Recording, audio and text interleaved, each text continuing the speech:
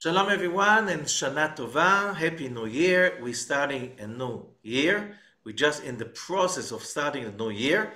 And it's also a new month because the new year starts on the new moon of the sign of Libra. So we are now in the month of Libra. Now, Libra in Hebrew is Moznaim, the scales.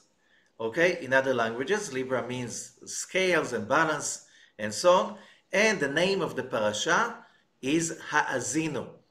Now, if you don't have the right ears, you don't see it, but Moznaim and Ha'azinu in Hebrew, the way the words are structured is very much not like European languages. European languages are made of words. Hebrew is not made of words. Hebrew is made of formulas. So we have the same letters, Aleph, Zayin, Nun, repeat themselves. Ha'azinu means to listen. Moznaim means the scales. But the shoresh, the three letters, like the X, Y, Z of the main word is Aleph, Zayin, Nun. And Aleph, Zayin, Nun is an ear, ozen. Now, how do you put all of that together and what's in it for us? So let's go to understand what does it mean, ozen? What does it mean, an ear?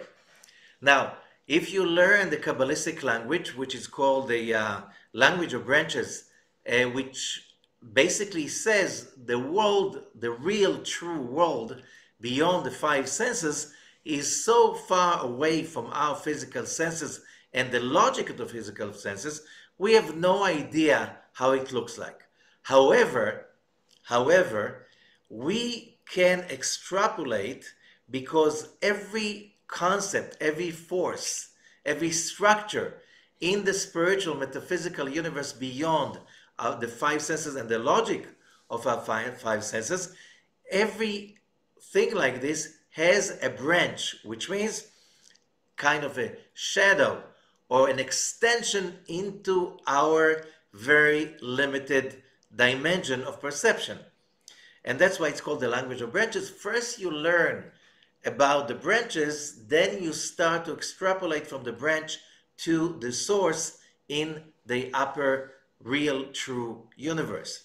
So when you say to somebody who studied Kabbalah, you say ozen, which means an ear, the first thing that comes in your mind is Sfirat Bina.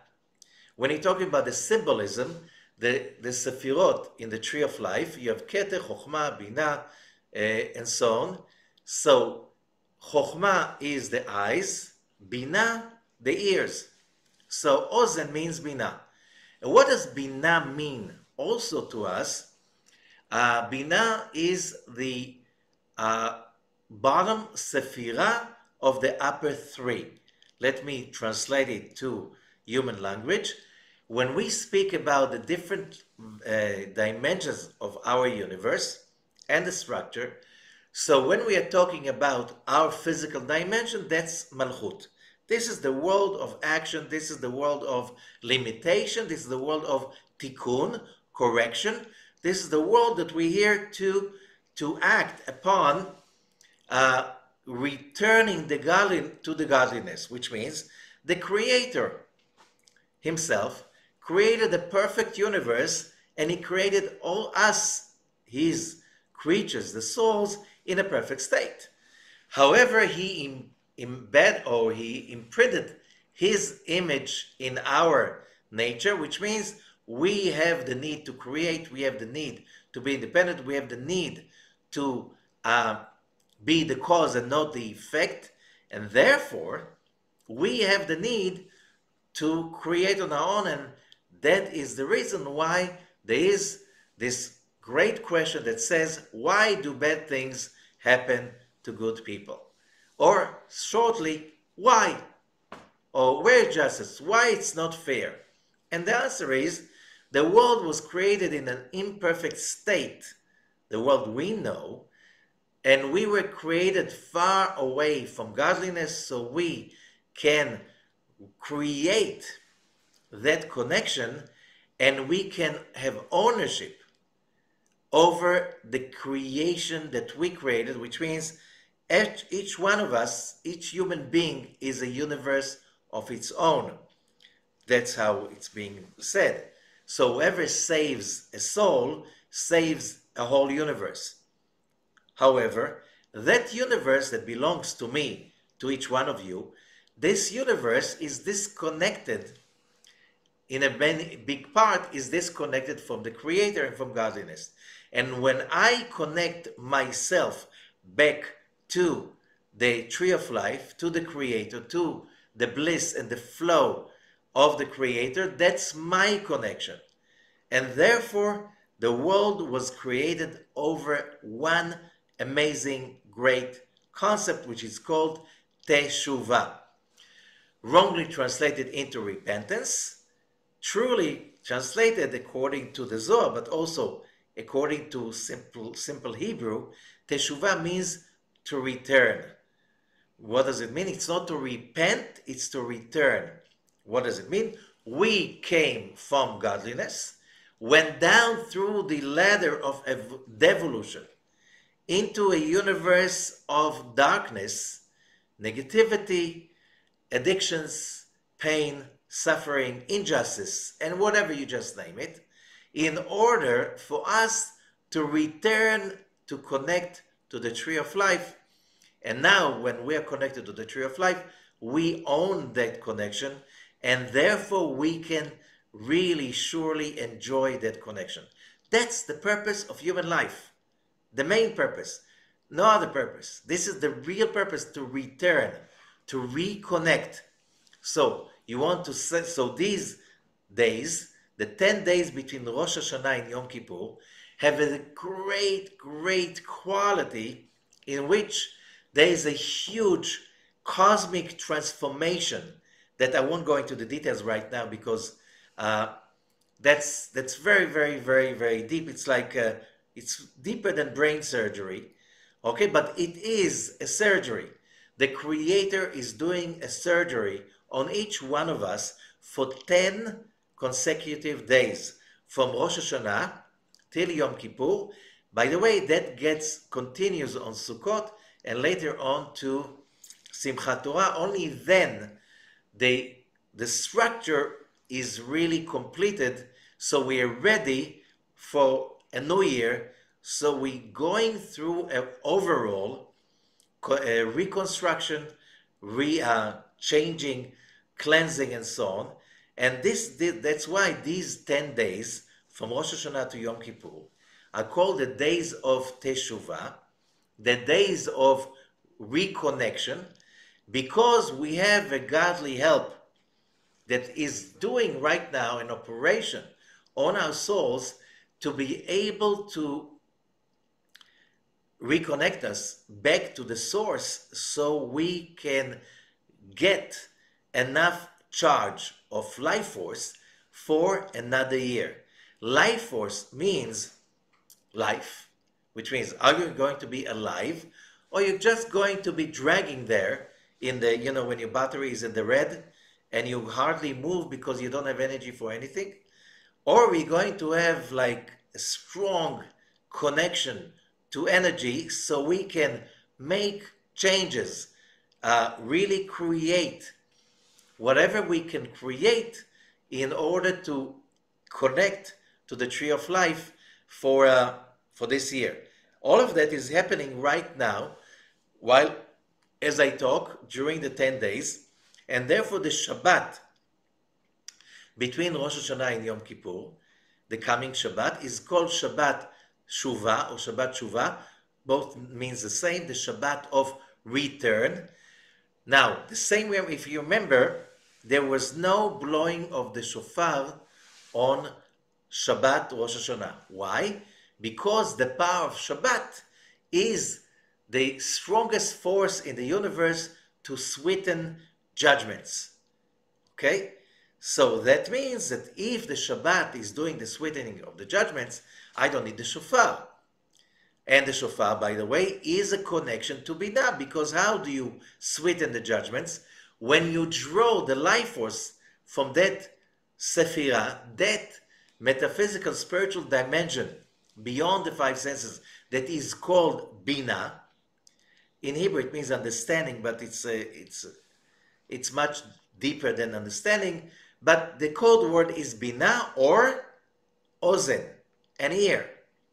So on Rosh Hashanah on Shabbat, we had the sweetening of the judgment. So Shabbat during these 10 days in between Rosh Hashanah and Yom Kippur is also called Shabbat Shuvah, or Shabbat Teshuvah, the Shabbat of reconnection, which means this is the time we have to pick ourselves up, whatever fell during the past year.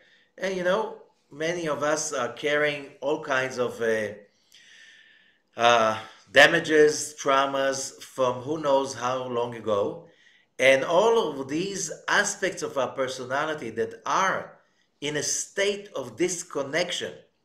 And that means lack of faith, that means trauma, that means horror, that means fear, that means disbelief, that means cynicism. All of those, if you understood all of that area of emotions that are basically when something inside is put off, when something inside is burned down, this is the time to reconnect during these 10 days, especially on Shabbat Shuvah, and the highest of them all, that's Yom Kippur.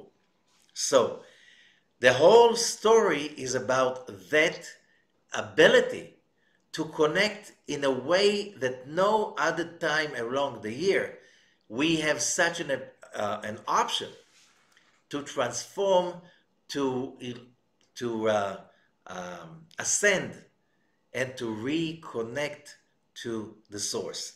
So, if we're talking again about the name of the Parashah, Ha'azinu, and we can see again, if we go back to the study, whoever studied before Rosh Hashanah, from the Zohar about the secrets of Rosh Hashanah. So we had in Rosh Hashanah, yesterday we had the shofar blowing.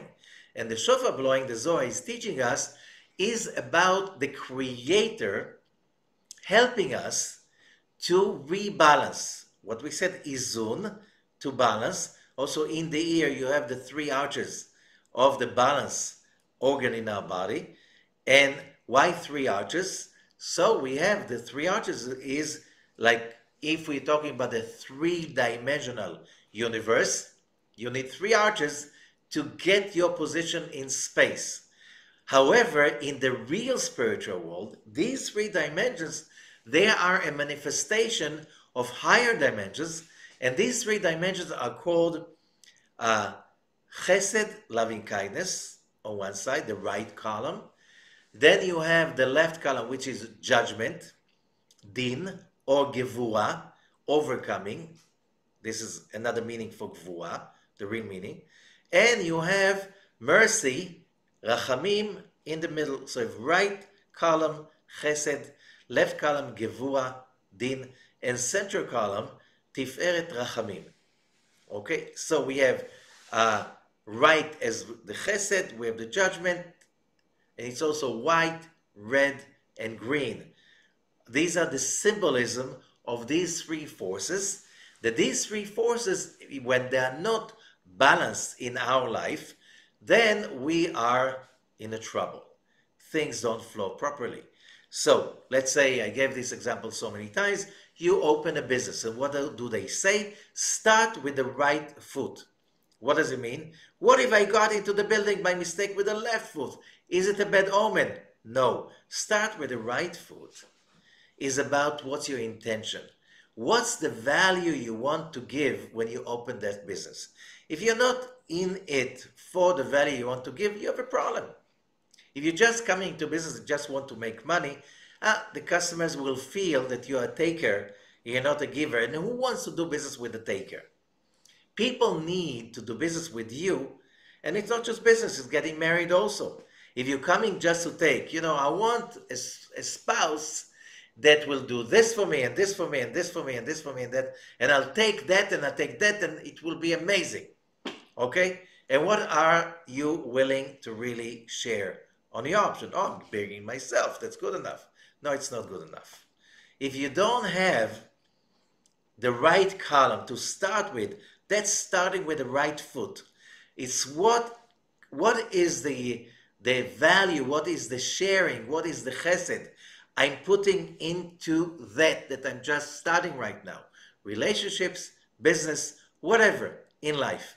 If you don't have the right column developed strong enough, and you have your left column very much developed, what is the left column? How much do I get? You start a business or relationship. You cannot just give. You are a human being and you are also here especially to receive. Okay, however, if you are here to be a taker, you take and you take and you take, and that's called to be a parasite. What happens to a human body when parasites invade or anywhere? The body is starting to activate its immune system to get rid of that parasite. Okay? Same thing with the world. It's like you have a society and somebody is a parasite. So the society is starting to develop all kind of mechanism to eliminate the damage of that parasite. Okay, so we need to balance ourselves. You cannot just give, you cannot just receive. You need to give in a healthy way that will give you a reason to live, and also a justification. Because what about godliness? One of the main things about godliness is giving. The great giver is the creator. Okay, people are not capable of giving. There's a problem with that because we came to this world to give. In the upper world, before we came down, we were created as vessels for God's bliss. And He gave, and we received. So why didn't we stay there? Because there was no place to give. That's why we're here. So part of our reconnection is reestablishing the covenant with the idea that I'm here to create giving, to create value for others. So when we are talking about the blowing of the shofar, it was starting always with a blow, with a tekiah, which is strengthening, building, fixing, correcting the right column that we somehow did not develop strong enough during our life till today. Okay, and what the second blow, the shvarim truah, the middle blows, that's about the judgment, the left column, that was overtaking, overpowering, or hurt, could be hurt. Many times you take and then you get burnt and you hurt. You don't believe anymore that things ever can be good. That's a deadly, basically, as Rabbi Ashlag, the founder of the Kabbalah movement in the modern era, said, that's called aging. Aging means giving up. It will never be good. And aging is a criminal offense, which is death sentenced. Because aging is not the age of how many years you're on earth. Aging is about how much did you give up, which means you burned your left column and you don't want to expect anymore because you can't trust that you can ever receive anything of your dreams. What's the secret? You want it big, you have to give big. You want it 10, you have to give 10. That's balance. Okay? And when you put it together, that's a central column, is how do you give and you enjoy the giving, so you receive. How do you receive? How do you receive? And you know that when you receive, you do somebody chesed, which means you receive because they can't just take again. So that's a very important thing. How do we balance these three? So the blowing the shofar was exactly balancing it. But also the whole holidays, all the holiday system of Tishrei, of this month, the month of Moznaim, it's all about balancing. So the first 10 days is fixing really that part that is called the judgment, the left column. Then the days after Yom Kippur is fixing the right column, the Sukkot. And then Simchat Torah, the final day, that's completing everything and fixing the central column. Okay, and there are other lectures about it that you can find on the site. Now, and if you go down, you can also find in the links underneath. Now, so we're going again to the parasha. How the parasha is connected? The parasha is on the book of Deuteronomy, chapter 32, and it starts. This is the song, the last song of Moses before he goes up to the mount and disappears. That's on his birthday, 120th birthday, and he starts. Ha'azinu hashamayim va'adabera v'tishma ha'aretz imrei fi.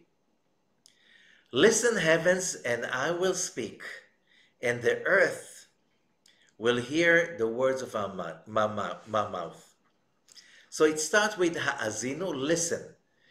And the way this parasha is structured, there's no other parasha in the whole 5 books of Moses that physically is structured as this parasha. Now, a real parasha, like a regular text in the Torah, which means most of it, the big majority, you have columns. The way the Torah is written on the parchments is the way the books are printed today. You have a column, you have a white page, and a column of written material. And the text is written, and of course in the Torah itself, it's written with a hand. Okay? With a hand, it's a handwritten. It has to be with the natural materials. The ink must be from a certain plant, and the either feather or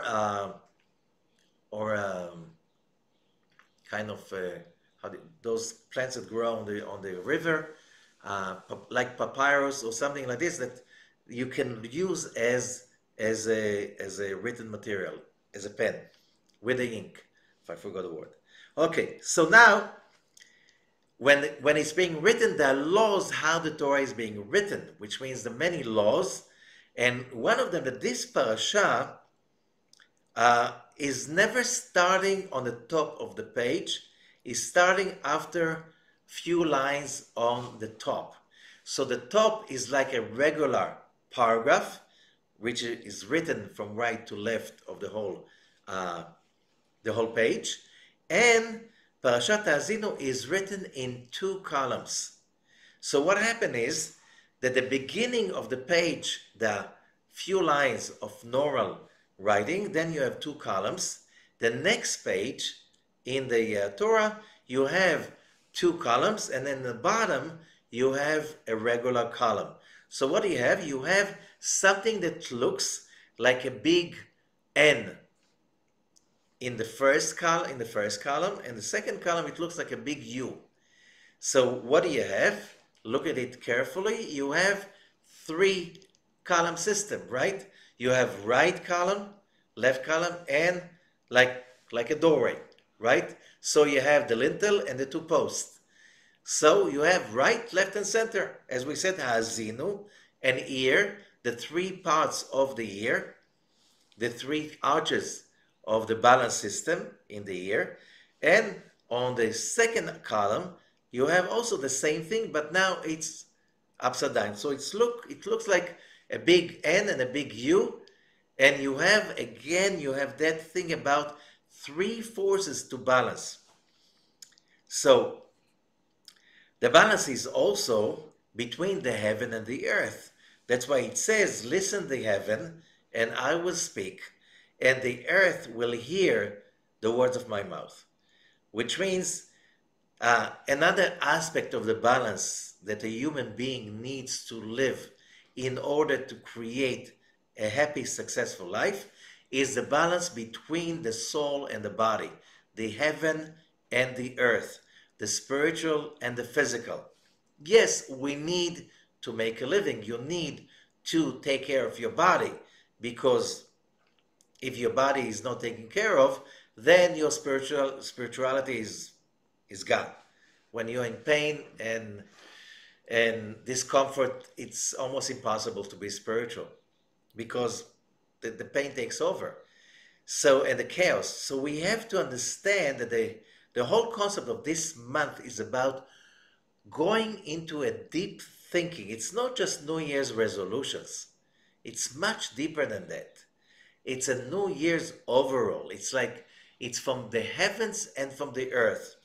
We make the transformation from within, and the heavens are making the transformation for us for the cleansing of whatever is what we define as me, myself, my personality, my life, my presence, my being, my goal.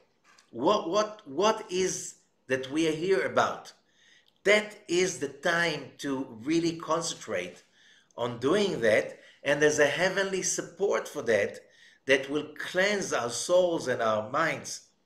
So after this holiday season, as they call it, is over, no, it's one extended holiday with 3 stages.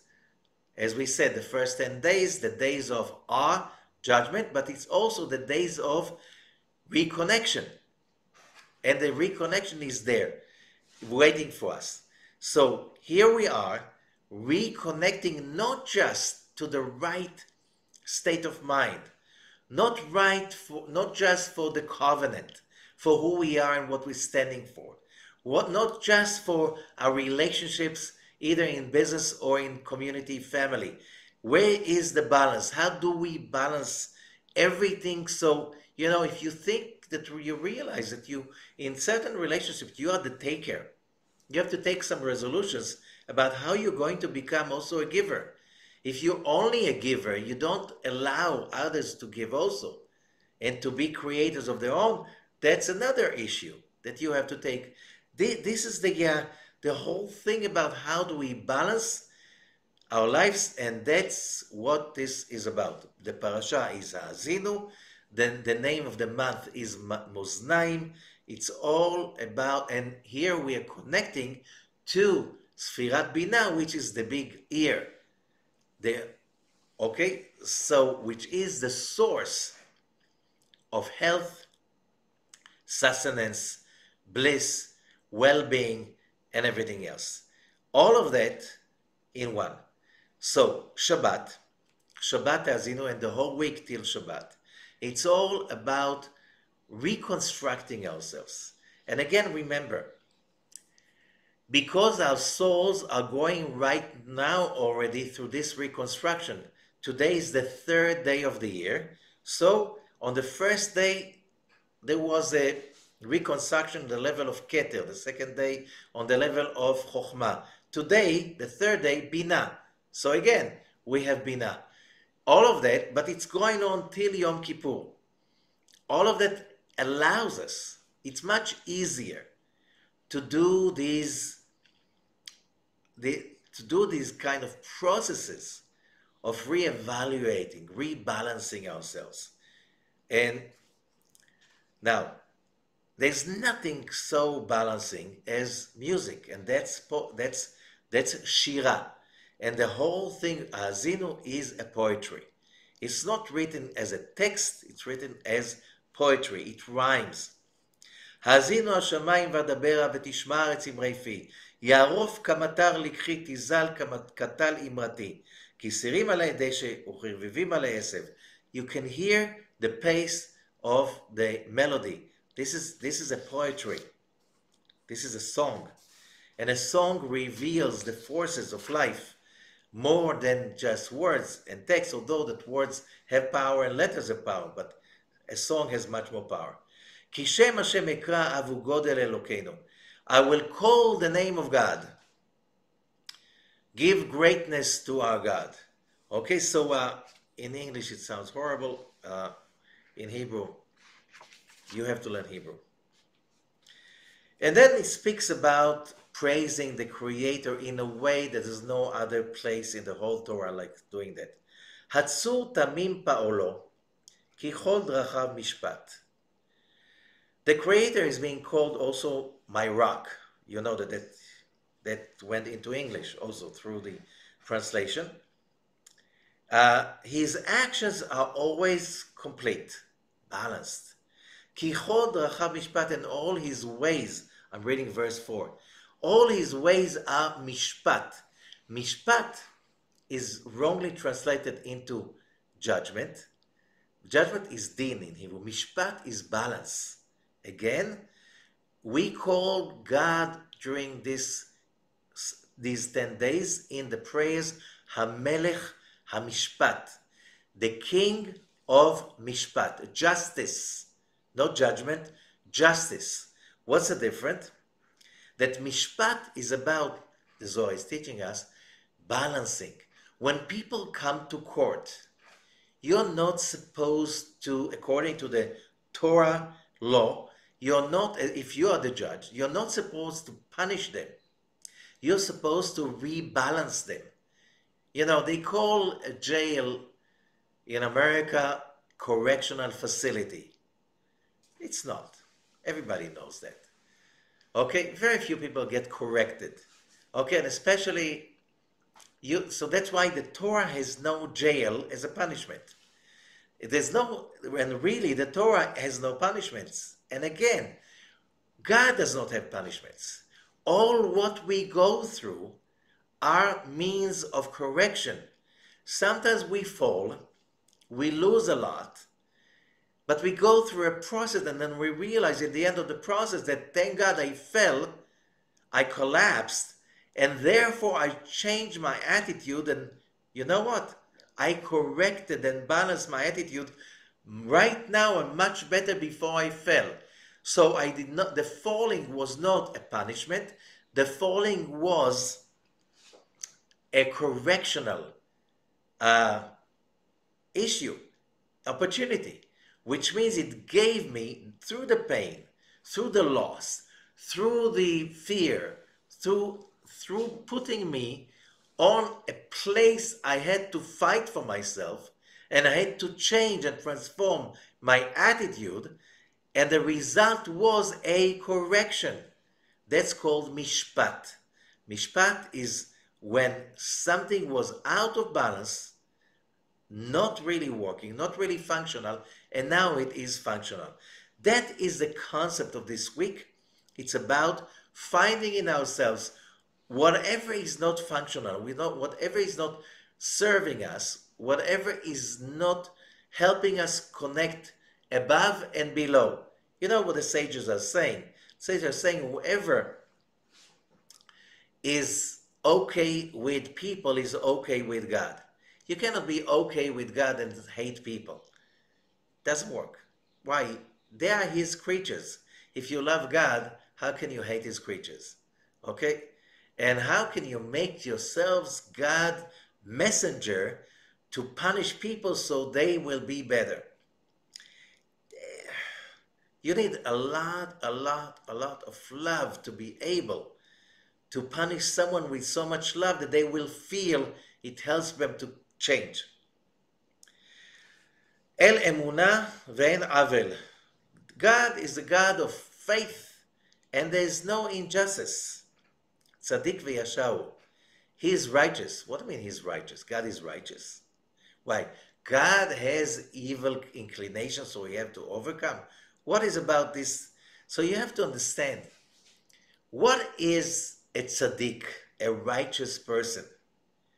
So one of the main ways to explain is somebody who reached that place of complete balance in which we really can see that whatever we go through is part of our correction, is part of our journey, and therefore there's nothing wrong that happened.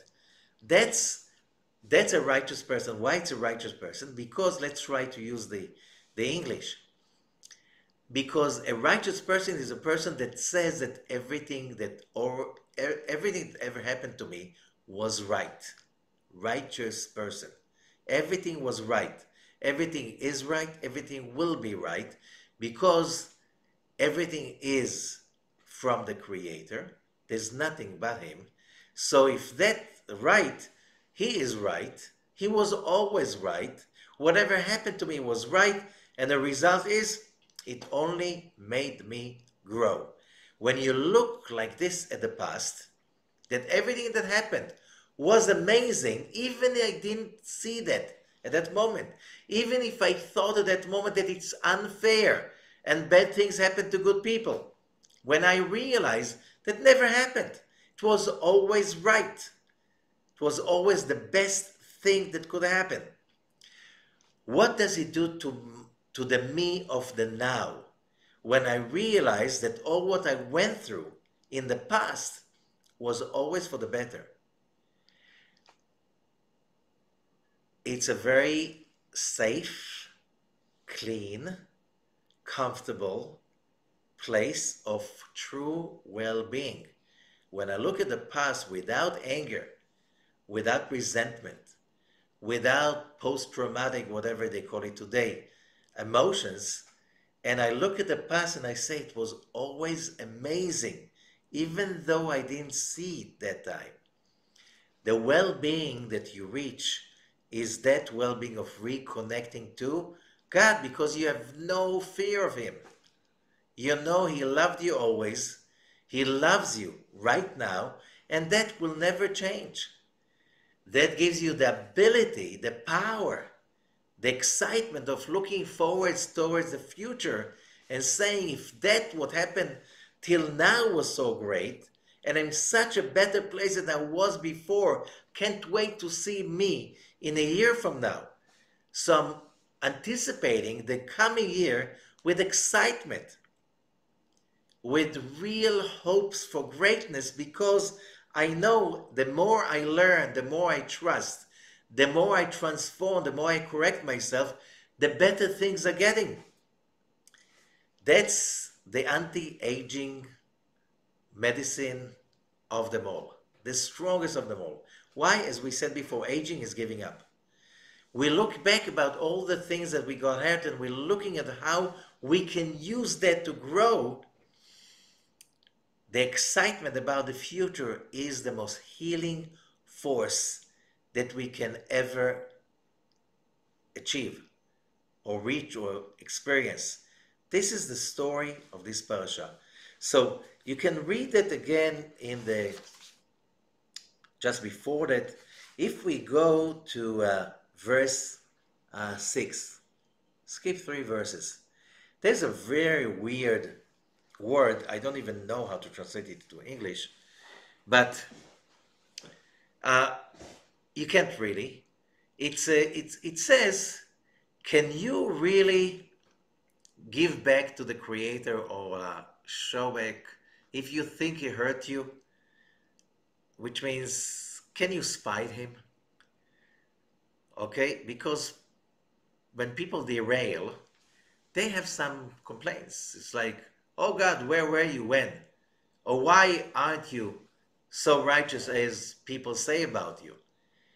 When you think like this, that's basically you got off the place. It's like that's very painful place, because that paints everything in the past with very dark colors. That makes you a victim in the present, and that makes the future so bleak that you're not so sure you want to experience the future. That's aging, because you gave up. But if you see the way it's written in Hebrew, it's written in a very weird way. There's one big letter Hey standing there like a word of its own. Never in the Torah one letter is a word of its own, and it's a big Hey. And we know that we have in the Torah 3 letter size. We have all 3 sizes in this parasha. The main size is medium.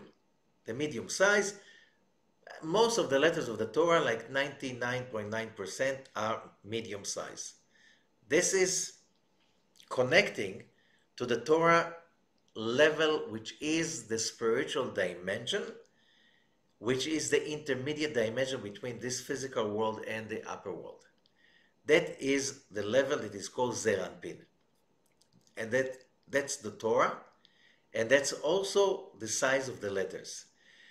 There are very few letters with different size. The large size, like we have over here, Ha LaHashem, is Bina, connecting to the world above.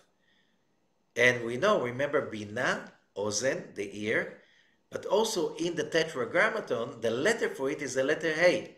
Here we have a big Hey, which means here we have a connection to Bina. in another aspect. And by the way, the shofar was a connection to Binah. If you look at the Hebrew letter Hey, you see that on the top left, you have a small opening. And in the bottom, you have a big opening. How do you define a shofar? It's a horn. It has a small opening on one side and a big opening on the other side. That's why it makes a sound. Okay? So the Hey serves for us as the shofar. Shofar means a horn when you blow it. But shofar comes from the Hebrew word leshaper, to improve, to perfect, which basically that's our calling. We are not here to be perfect. We're here to perfect, because that's how we achieve our godliness and our reconnection to the tree of life. So we'll read some jewels that the Zohar is sharing with us.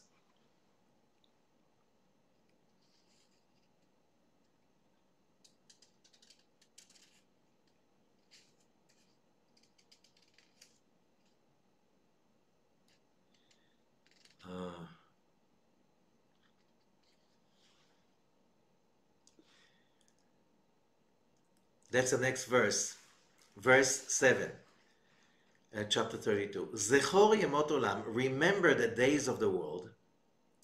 Binu shnot dovado, the word bina is being, which means see the generations through the concept of bina. Ask your father, he will tell you. Ask your elders, and then will teach you. And what does he say over here? So the Zohar is saying, what is that about? So, what are the days of the world? What is the history of the world? What is Moses saying over here? Rabbi Abba said, what are the days of the world? It's just history? No, we're talking about the days of the world, the days of the creation. Okay, that's one commentary. And what about the days of the creation? The days of the creation are the seed of the whole creation. All the years and the days that will come, because the days of the creation, they were not really 6 days. Okay, one reason, how do you count a day? Sundown, sunrise, correct? Okay, the sun was created only on the 4th day. Okay, so we're not talking about time that we know. Also, according to quantum physics, the uncertainty principle, if there was no one to count the days, where the days? If there was no human consciousness to be aware of time, was there time? Okay? In quantum physics, this is serious. It's not just a philosophical thing. And the Torah is saying the same. So we're not talking about days of 24 hours of the day. We're talking about the root of all creation. And the root of all creation, which is the seed of all what's happening today, everything was already created on the first 6 days. We are just basically playing the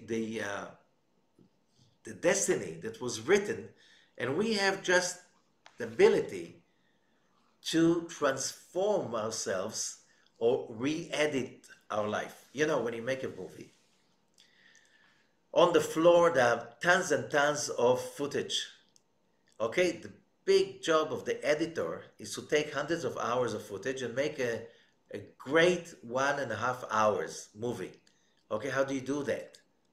The same thing, the footage was already done. So the Kabbalah is saying, in the 6 days of the creation, everything was done.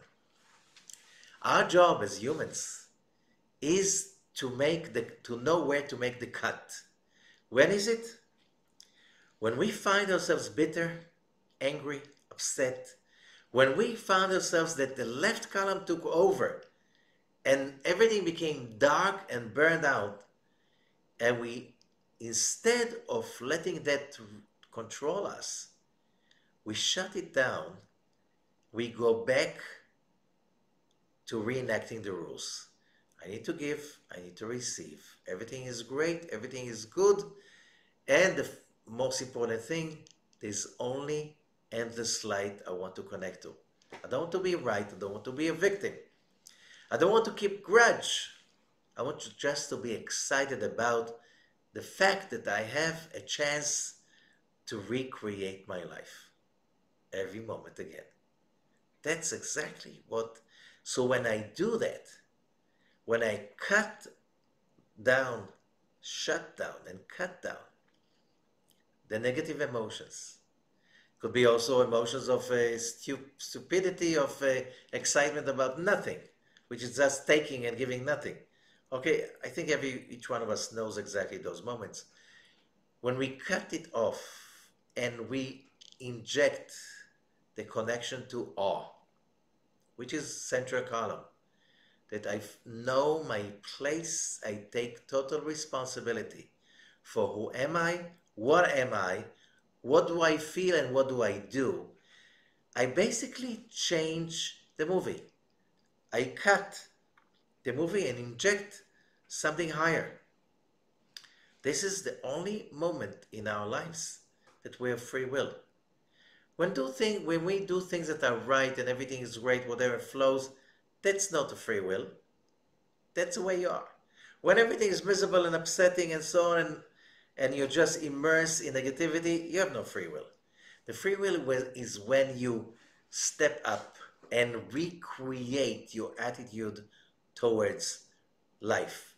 It's when you get your act together, you get your right column in its place, the left column in its place, you merge them together, you're receiving in order to share, you are becoming the person you want to become, the balance, the one who's connected to the network of the tree of life. So, when you do that, when you internalize that, you basically realize that everything was good from the beginning. Everything was created, says the Zohar. Lo tiknu ela bavucha, whatever was created. Time, space, and motion, which means locations, events, emotions, whatever movies you went through, was created only to give you that arena in which you can become the greatest you can become. When you attain that attitude, that's the condition for teshuvah, for reconnection. And that's why you understand also, here we have the Sforno, one of the greatest commentators some 800 years ago. And he says you have to realize when you remember the days of the creation, what was the purpose of the creation? It was not to punish us. It was not to abuse us. Like some people, that's the God they believe in. It's the great abuser. Why? You see so much injustice, and you're always in complaints about God. So you're upset about him, you hate him, you have a thing with him. It's like, father-child dysfunctional relationships. A lot of people have that. No, you have to remember that Creator never changes his opinions about each of his creatures, including you. Never.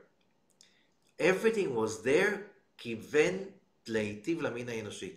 Everything is always in the purpose of doing good for humanity. As general, bichlal. It was there from the beginning when all of humanity was in Adam.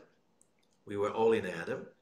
And then Adam in the Garden of Eden messed it up. That was us. And now we have the opportunity to correct it, to change. So whatever we mess up, we cannot really mess up totally. Why? Messing it up totally, that's called by the sages hona'ah. It's like you cannot really cheat the Creator. He created you to be complete and happy, and you will be. You cannot change that. Now, He takes you through all kinds of lessons, all kinds of journeys, till we realize that idea, till we reconnected, till we listen. What does it mean to listen? That instead of being busy with all the noise inside, we can listen to the song of the creation. And that's reconnecting. Thank you so much, and have a happy, positive, sweet year, full of all good.